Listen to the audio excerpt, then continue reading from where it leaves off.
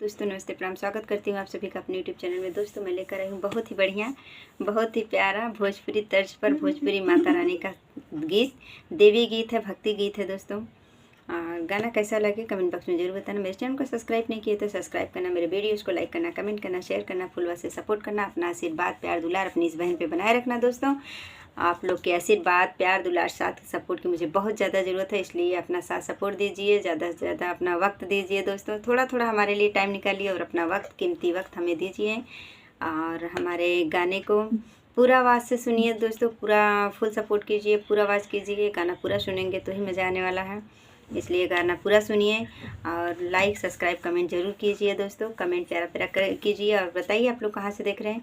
और हाँ दोस्तों, आप लोग की अगर फरमाइश हो, जो भी गाना जैसा गाना सुनना चाहते हैं तो आप लोग कमेंट के द्वारा बता सकते हैं। आप लोग की फरमाइश पूरा करने के लिए मैं पूरा कोशिश करूँगी।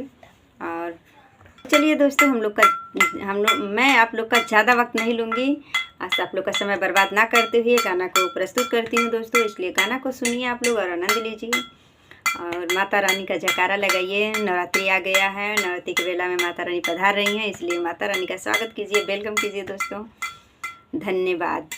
हो रही से साजत बाटी मैया मंदिरवा, आई माई शोभा बढ़ाई हो, आई आई भोरही से साजत बाटी माई मंदिरवा, आई माई शोभा बढ़ाई हो, आई आई रउअल मैया लैली नारियल चुनरिया, चुनरी पूरा गोटवा लगाई हो, आई आई आई माई चुनरी ओढ़ाई हो, आई आई आई माई चुनरी ओढ़ाई हो, आई आई भोरही से साजत बाटी माई मंदिरवा, आई माई शोभा बढ़ाई हो, आई आई आई माई शोभा बढ़ाई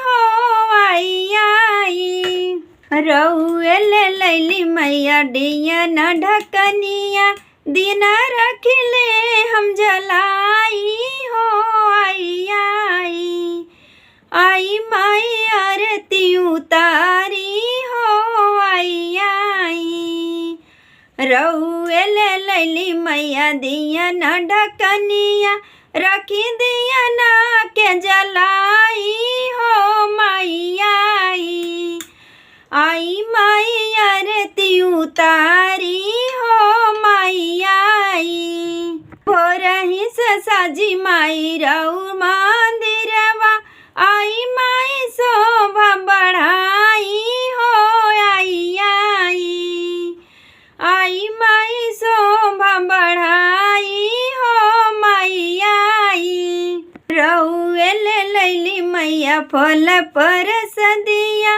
थाली रखी हम सजाई हो, आई आई आई माई भोगवा लगाई हो, आई आई रउअल लैली मैया फल पर सदिया, रखले बड़ी थरिया सजाई हो, माई आई आई माई भोगवा लगाई हो, आई आई भोरही से साजी माई राउर मंदिरवा, आई माई शोभा बढ़ाई हो, आई आई आई माई शोभा बढ़ाई हो, आई आई भोरही से साजी माई राउर मंदिरवा, आई माई शोभा बढ़ाई हो, आई आई रउअल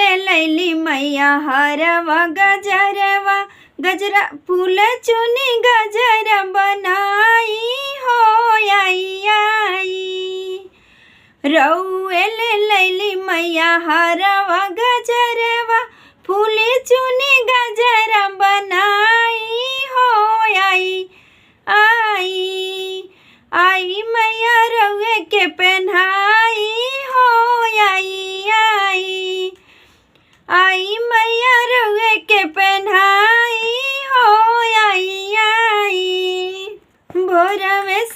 साजी माई राउर मंदिरवा, आई माई शोभा बढ़ाई हो, आई आई रऊ भोरावे से साजी माई राउर मंदिरवा, आई माई शोभा बढ़ाई हो, आई आई आई माई शोभा बढ़ाई हो, आई आई। धन्यवाद दोस्तों। गाना कैसा लगा कमेंट बॉक्स में जरूर बताना, और आप लोग की जो भी फरमाइश हो आप लोग कमेंट के द्वारा बता सकते हैं दोस्तों। मैं कोशिश करूँगी कि आप लोग के फरमाइश को पूरा करूँ। धन्यवाद दोस्तों।